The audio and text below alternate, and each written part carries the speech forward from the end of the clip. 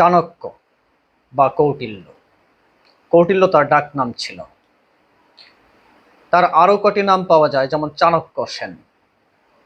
তো এই চাণক্য বা চাণক্য সেন বা কৌটিল্য, যে নামই আমরা বলি না কেন, তিনি ছিলেন একজন মহাপণ্ডিত।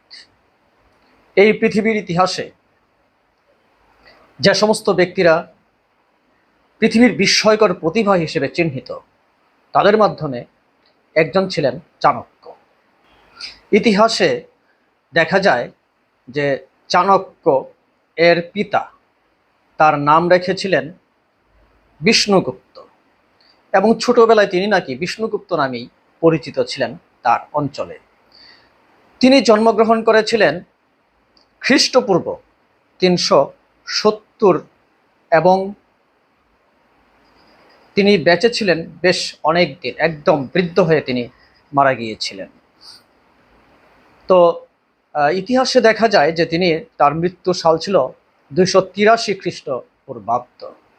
এই দীর্ঘ জীবনে তিনি অধ্যয়ন করেছেন, অধ্যাপনা করেছেন এবং প্রচুর জ্ঞান শাস্ত্র নিয়ে তিনি গবেষণা করেছেন।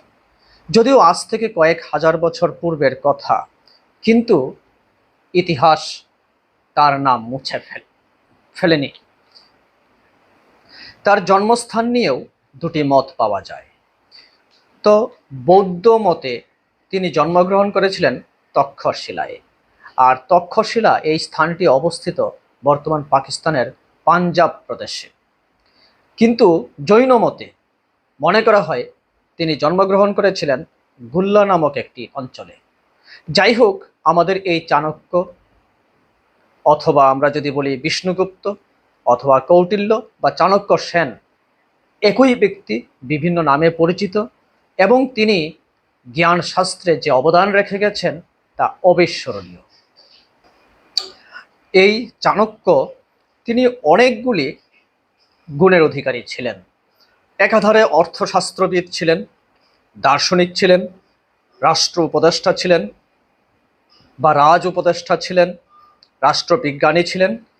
এভাবে আমরা বলতে পারি তিনি একজন বড় চিন্তাবিদ ছিলেন। তাকে গুপ্ত সাম্রাজ্যের প্রকৃত প্রতিষ্ঠাতাও বলা হয়।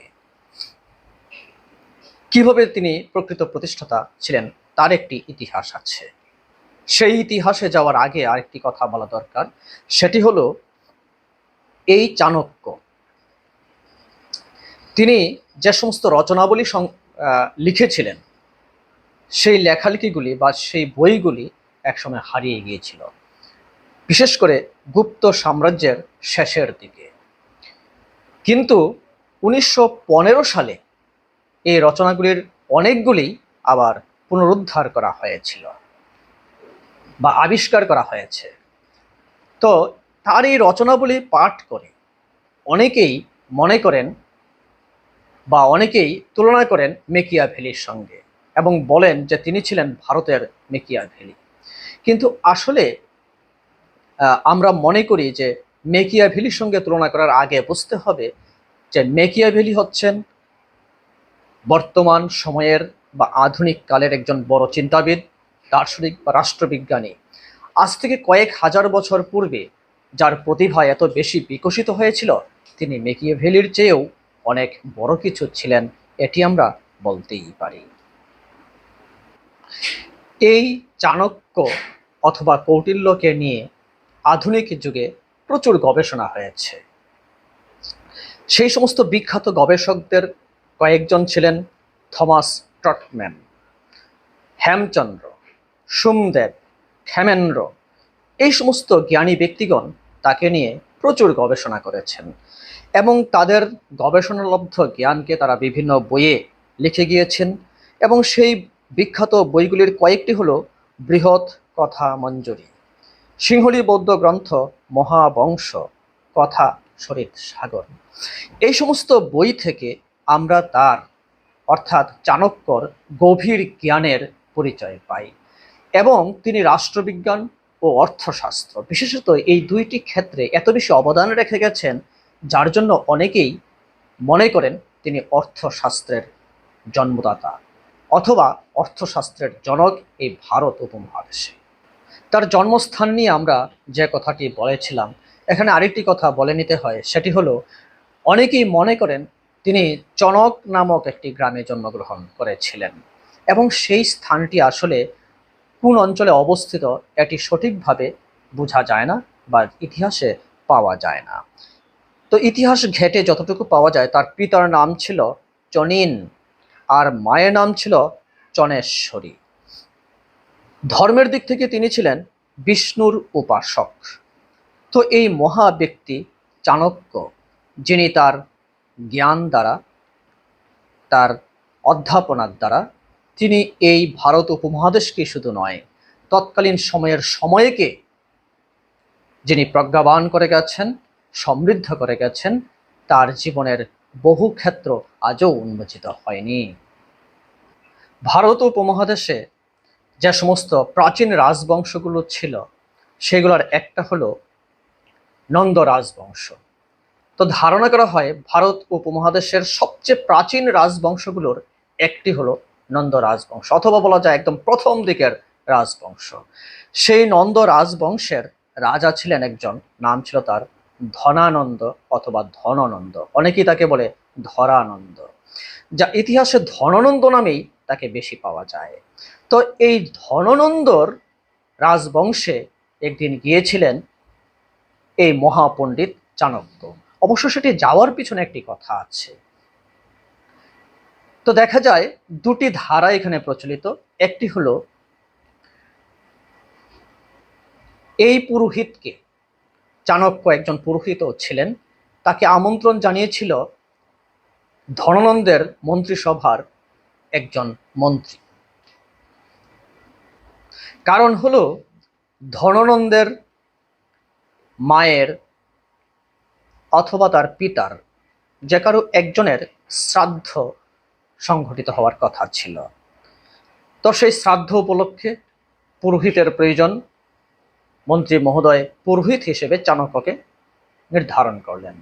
সেই চাণক্য তিনি গিয়ে পুরোহিতের আসনে বসলেন শ্রাদ্ধ কার্য সম্পন্ন করার জন্য, কিন্তু তিনি ছিলেন কুৎসিত চেহারার অধিকারী।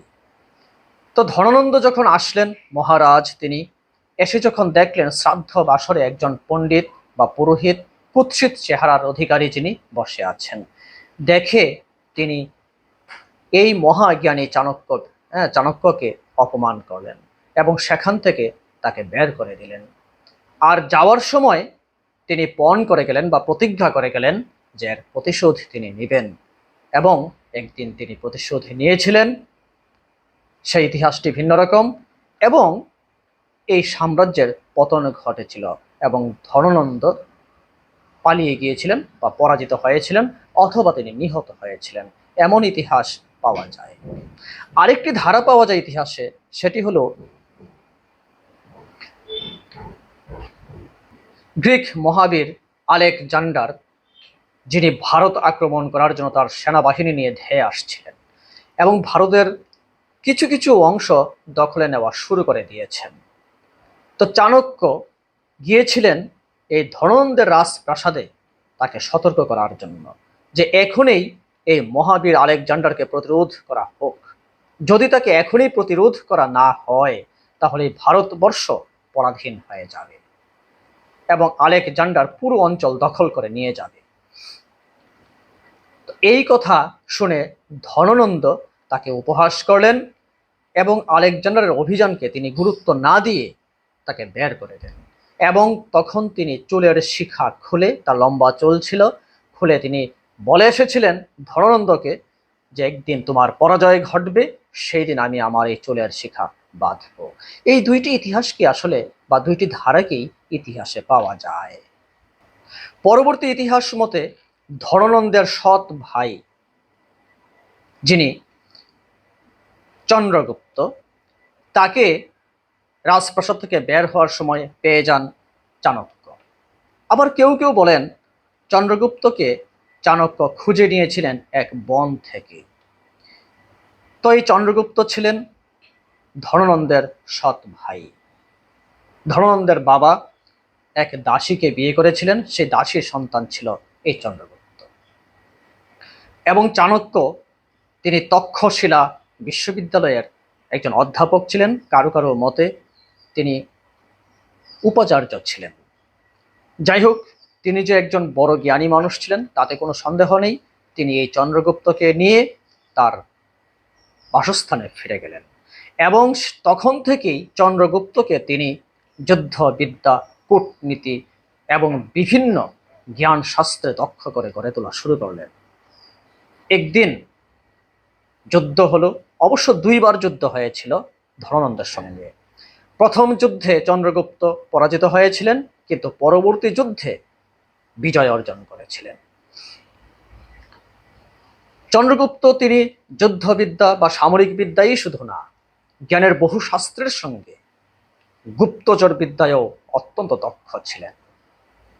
ধননন্দ পরাজিত হয়ে পালিয়ে যান এবং রাজ্য অধিকার করেন চন্দ্রগুপ্ত। তখন থেকে গুপ্ত সাম্রাজ্যের শুরু হয়।